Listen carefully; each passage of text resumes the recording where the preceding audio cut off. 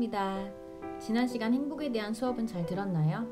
멘티미터라는 웹사이트에서 여러분들이 행복하면 떠오르는 순간에 대해 써보라고 했는데요. 모두 열심히 써줬습니다. 이건 워드크라우드라고 해서 여러분들의 답변을 기준으로 가장 많이 나온 답변은 크게 표시가 되는데요.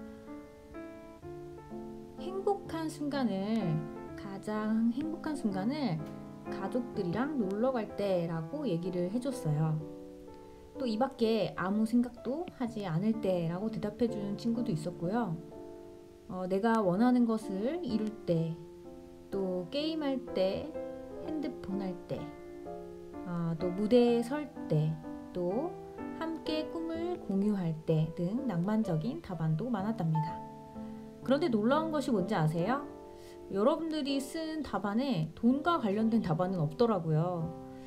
그래서 선생님이 지난 시간에 돈과 행복의 상관관계에 대해서 한번 생각해 보라고 했었는데, 결국은 돈 그 자체 때문에 행복하기보다는 돈을 누구와 쓰느냐, 또 어떻게 쓰느냐에 따라서 행복이 달라질 수도 있겠다는 생각이 여러분들의 답안을 보면서 들었답니다.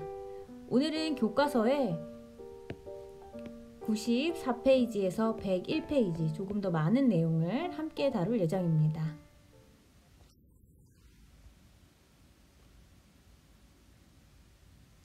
자, 마음 열기 함께 볼까요? 자, 여러분은 행복한가요? 지난 시간 행복한 순간에 대해 떠올려 보라고 하면서 여러분이 진정 행복하다고 생각하는지, 또 우리가 우리의 행복 척도를 체크해서 객관적으로 한번 살펴봅시다. 자, 먼저 삶의 만족도에 대해서 그 척도를 재보고요. 그 다음에 행복 척도를 함께 체크해 볼 거예요. 자, 삶의 만족도 척도에 한번 체크를 해볼까요? 자, 여러분들도 한번 체크를 해봤나요? 네, 선생님은 33점이 나왔어요. 그래서 선생님은 삶에 대해서 매우 만족하는 사람이다 라고 볼 수가 있습니다. 물론 완전히 정확하다고는 할 수 없겠지만 그럴 경향이 많다라고 보면 되겠죠? 다음 행복 척도지 한번 체크를 해볼까요? 29문항까지 있습니다. 혹시 모르는 단어가 있다면 사전을 찾아서 단어의 뜻을 확인하면 좋겠죠? 자, 4점씩 29문항이니까요. 116점이 만점인가요? 선생님은 101점이 나왔습니다. 이 정도라면 선생님은 스스로 행복을 잘 느끼는 사람이라고 할 수 있지 않을까요?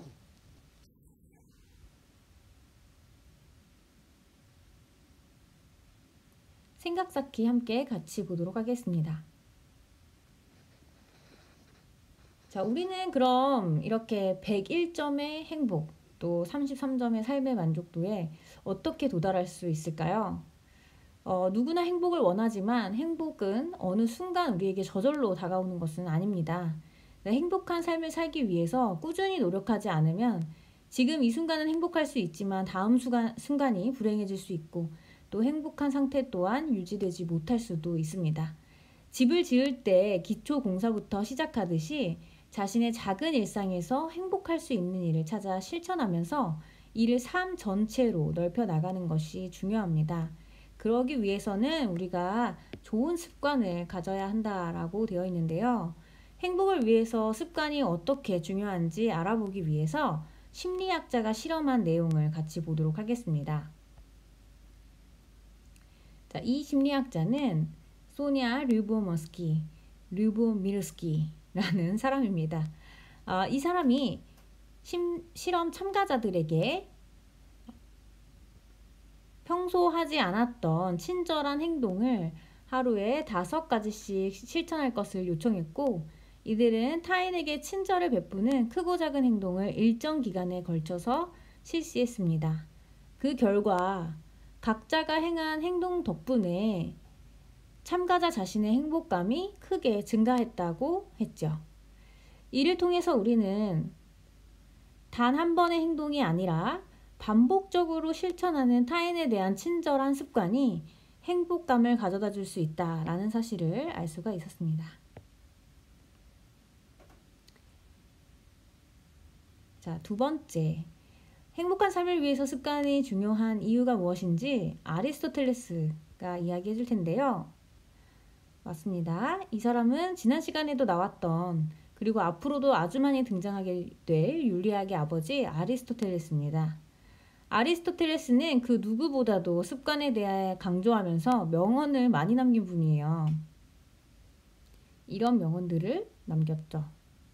그는 우리의 습관이 바로 우리에 대해서 이야기를 해준다라고 하면서 보세요. 우리가 반복하는 행동이 바로 우리가 누구인지, 우리가 반복하는 행동이 우리 자신을 반영한다, 대변한다라고 말해주는 것이고요. 그렇기 때문에 습관이라는 것이 얼마나 중요한가, 그것은 자기 자신을 말하는 것이다 라는 의미의 명언을 남겼습니다. 그래서 우리가 어떤 행위를 반복하느냐에 따라 우리의 성품 역시 결정될 것이다 라고 얘기를 하고 있고요. 또 우리 어린 시절의 습관이 삶에 큰 차이를 만든다라고 얘기하면서 젊었을 때 형성된 좋은 습관이 모든 차이를 만든다라는 말도 남겼습니다. 우리를 행복하게 만드는 습관을 실천한다면 필히 다른 사람에 비해서 더 행복해질 것은 아리스토텔레스에게 아주 당연한 일이라고 할 수가 있겠죠.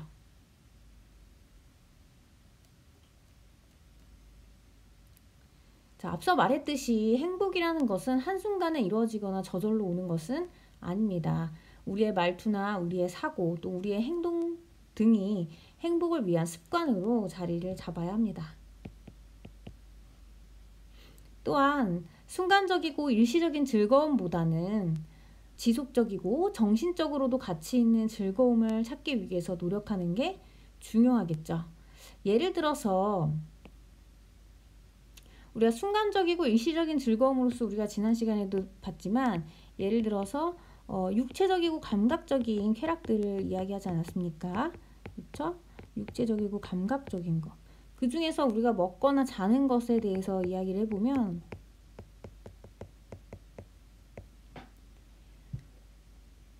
먹는 즐거움이나 자는 즐거움도 우리에게 물론 큰 행복이 될 수 있지만 이런 쾌락들을 지나치게 추구하다 보면 어때요?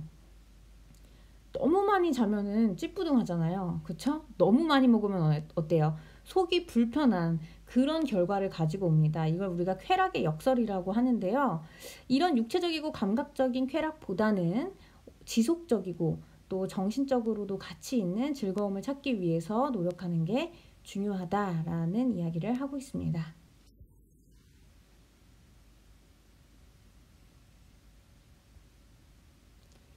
여러분은 동물원이나 서커스에서 혹은 해외여행에서 코끼리를 본 적이 있나요? 서커스에서 쇼를 선보이게 될 아기 코끼리는 아주 어렸을 때부터 쇠사슬이나 밧줄을 꽁꽁 묶어두어서 도망을 가지 못하게 합니다. 하지만 이런 단단한 쇠사슬도 나중에는 거뜬히 무너뜨리게 될 아주 큰 어른 코끼리가 되어서도 여전히 쇠사슬을 끊지 않고 제자리를 맴돈다고 하는데요. 그 이유가 뭘까요? 맞습니다. 자신의 노력이나 능력으로 할 수 있는 일임에도 이를 알지 못하고 또 하지 못하기 때문이죠. 이전에 내가 사슬을 끊으려고 했을 때 사람들로부터 맞았던 경험, 또 도망갈 수 없었던 어려움 때문에 코끼리 스스로 자신의 힘을 잃어버리고 잊어버리고 포기하게 된 것입니다.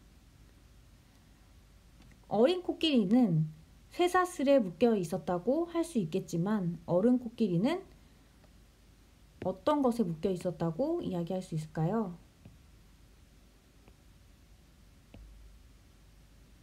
맞습니다. 습관이죠, 습관. 우리가 앞서서 계속 얘기하고 있던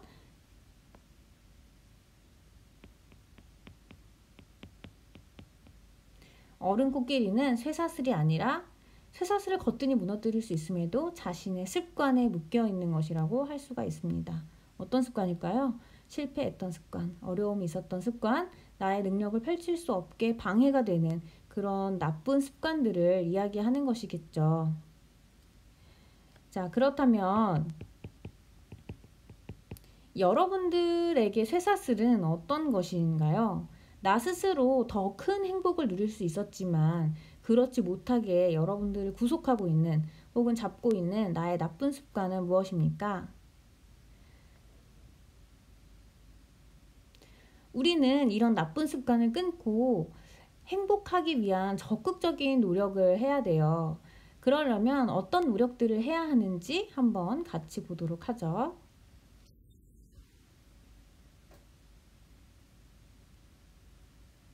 자, 행복을 위한 적극적인 노력 중에 하나는 바로 정서적인 건강과 사회적인 건강을 가꾸는 것이에요.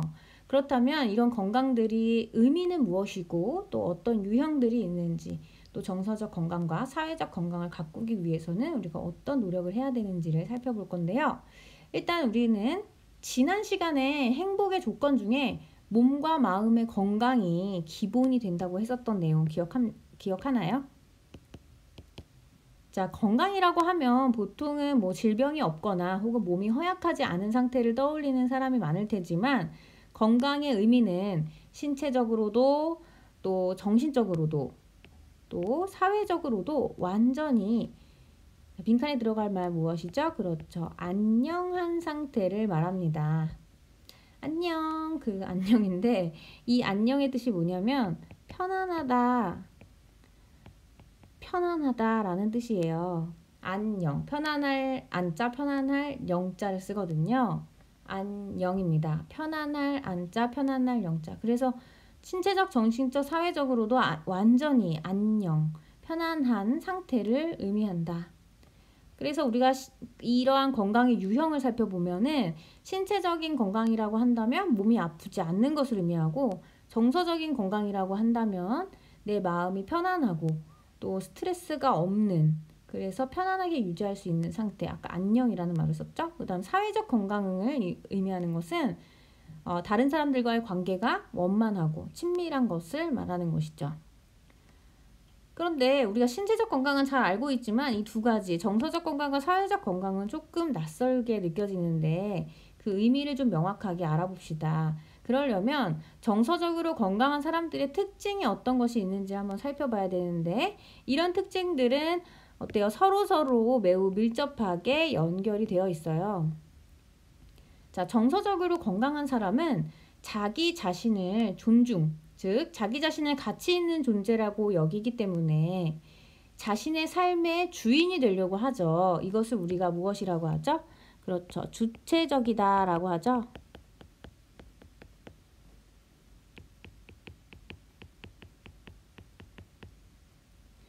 자, 주체적인 삶, 즉 삶의 주인은 바로 나라는 주체적인 태도를 가진다. 이 주자는 뭐예요? 주인 주자죠. 자, 그다음 이런 주인의식을 가지고 있기 때문에 어때요? 또 자신을 가치 있는 존재라고 여기기 때문에 어떤 상황이라도 있는 그대로, 또 자신을 있는 그대로 받아들이면서 즐기려고 한다. 또한 높은 이것을 가지고 있는데, 이것은 우리가 이따가 선생님이 더 많이 설명을 하겠지만 회복 탄력성이라는 것입니다. 자, 간단히 살펴보자면 어려움이 닥쳤을 때 그것을 걸림돌로 생각하지 않고 디딤돌로 삼아서 시련을 극복하는 회복 탄력성을 가지고 있습니다. 자, 여기 두 친구가 두 사람의 힘을 모아 협동학습으로 따따를 그렸어요. 그런데 미술 시간에 선생님께 평가를 받으러 갔더니 선생님께서 이렇게 얘기하십니다. 이 부분도 고치고 저 부분도 고쳐야겠어. 너희는 이것을 조금 더 정성스럽게 할 필요가 있겠다. 다시 해오렴. 자, 둘은 모두 열심히 했지만 좋은 평가를 받지 못해서 굉장히 실망을 했어요. 다음 날이 됐습니다. 똑같은 평가를 받았지만 한 명은 이렇게 얘기해요.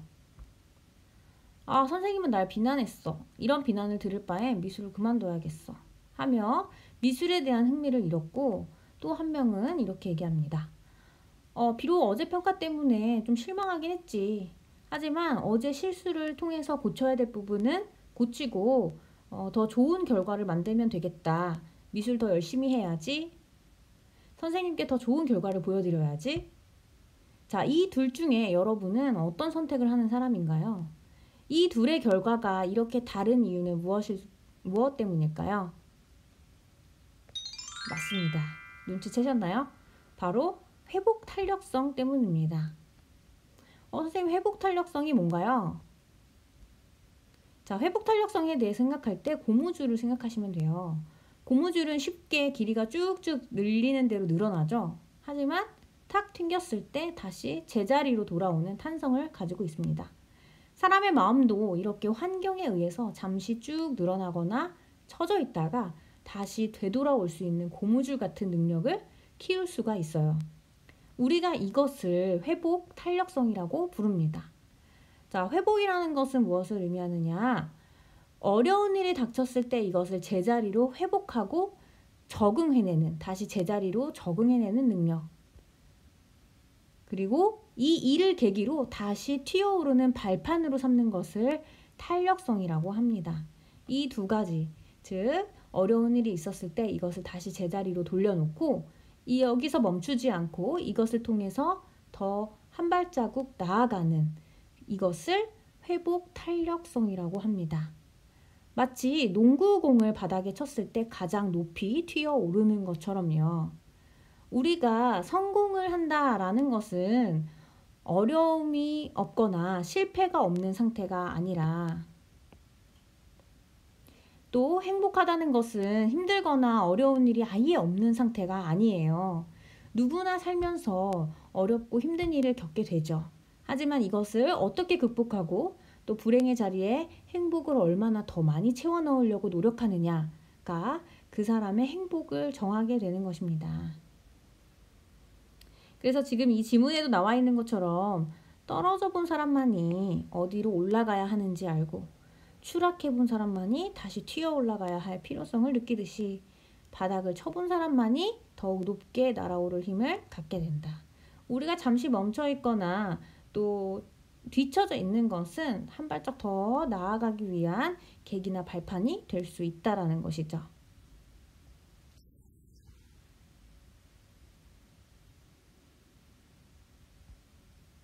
자, 그렇다면 여러분은 회복 탄력성을 지니고 극복하는 습관을 가진 사람인가요? 아니면 언제나 내게 주어진 어려움에 대해서 환경을 탓하고 친구를 원망하고 엄마나 아빠에게 그 책임을 전가하는 습관을 가진 사람인가요? 여러분의 교과서에 나온 회복 탄력성 지수를 한번 검사해보고 나의 회복 탄력성 경험에 대해서 한번 같이 얘기를 해보도록 합시다. 자, 먼저 내가 겪었던 힘들었던 일에 대해서 얘기를 해봐야 되겠고요. 다음, 이 힘든 일을 이겨내기 위해서 회복하려고 노력했던 점. 그리고 이 힘든 일을 극복하면서 얻었던 깨달음이나 발전과 성장, 즉 이것은 탄력을 의미하는 거겠죠. 먼저 선생님의 어떤 예시를 좀 들어보면은 선생님은 그 시험에 진짜 많이 떨어졌어요. 선생님이 되기 위한 시험에 불합격을 한 적이 많았습니다. 여러분들도 입시를 치러봐서 알겠지만 시험 보는 일이 이렇게 쉬운 일이 아니잖아요.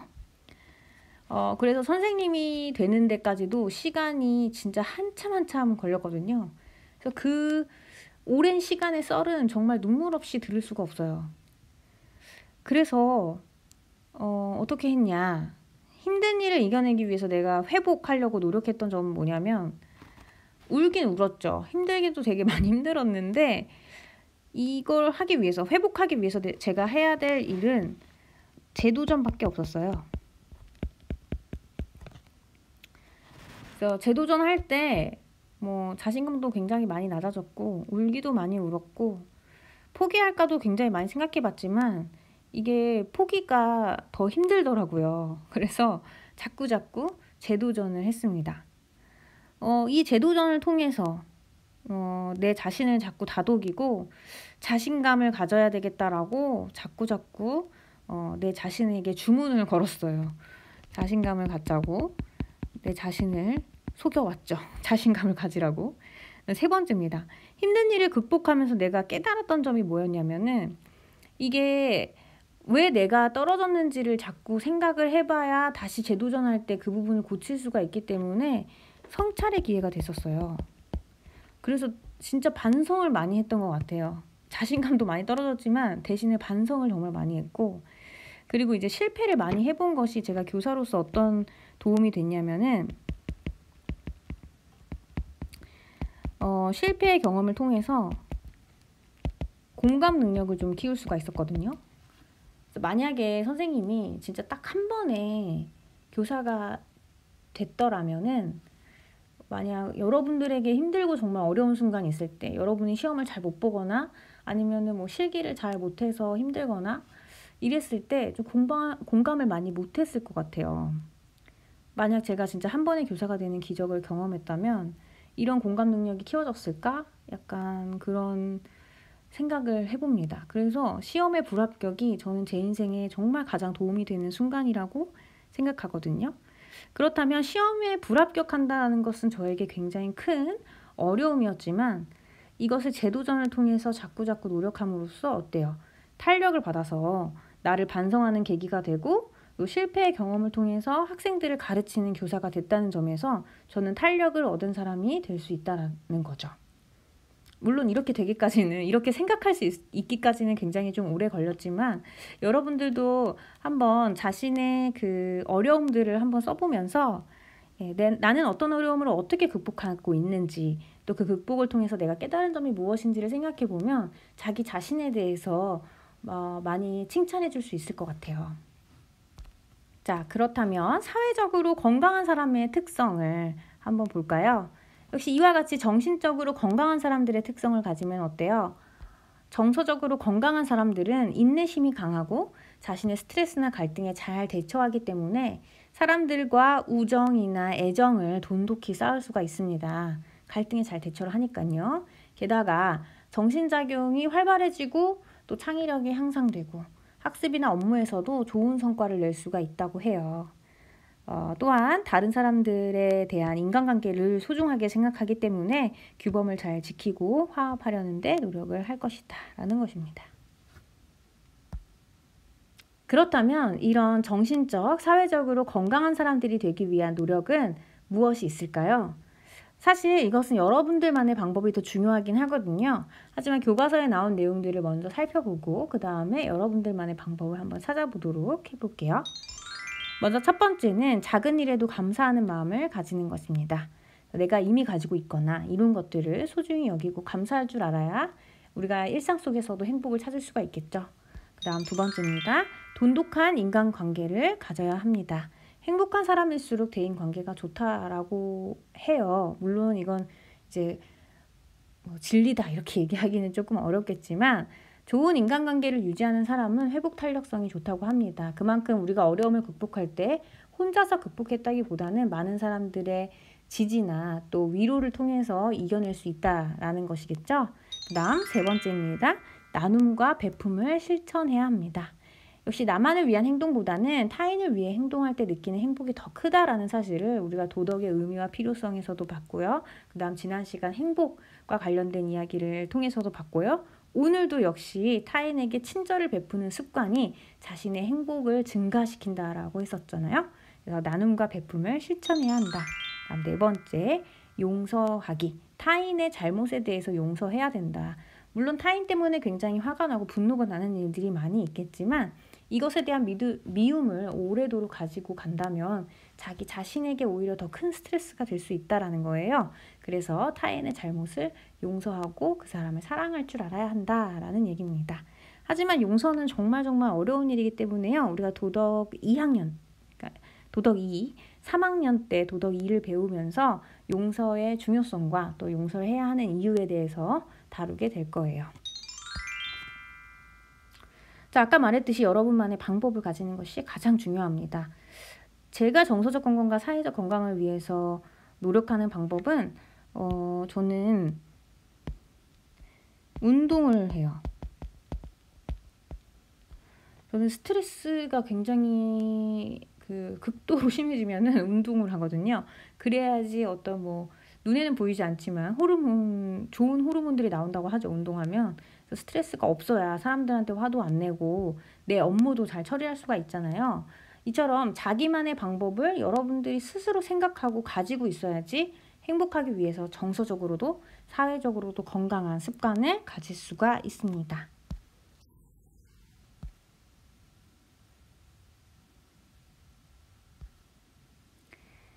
자, 오늘은 굉장히 많은 내용을 다루게 되면서 빠르게 설명을 했던 것 같은데 여러분들 잘 따라올 수 있었는지 모르겠네요. 자, 생활 속에서 실천하는 생생한 도덕 OX 퀴즈입니다.